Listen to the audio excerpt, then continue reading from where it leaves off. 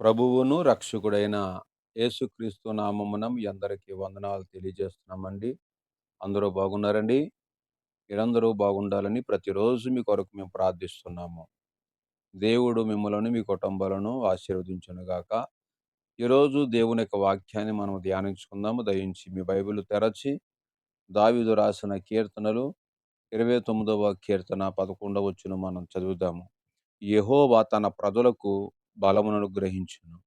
యెహోవా తన ప్రజలకు సమాధానము కలగజేసి వారిని ఆశీర్వదించును.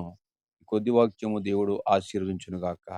నిజమే ప్రియులారా, దేవుడు మనకు బలాన్ని అనుగ్రహించిన వాడై ఉన్నాడు. అంతేకాదు సమాధానం లేని కుటుంబాలకి సమాధానం దయచేసేవాడై ఉన్నాడు. అంతేకాదు కుటుంబాన్ని కూడా ఆశీర్వదించేవాడుగా ఉన్నాడు. కనుక దేవుని దగ్గర మనకి బలం దొరుకుతుంది, సమాధానం దొరుకుతుంది, ఆశీర్వాదం దొరుకుతుంది. కనుక మనం యేసయ్య నామాన్ని మనం స్తుతించి మన దేవుని దగ్గరికి వస్తే ప్రియమైన వాళ్ళరా, అన్ని విషయాల్లో మనకు ఆయన సహాయపడతారు, తోడుగా ఉంటారు. ఈ మాటలు దేవుడు దీవించును గాక. ఆమేన్.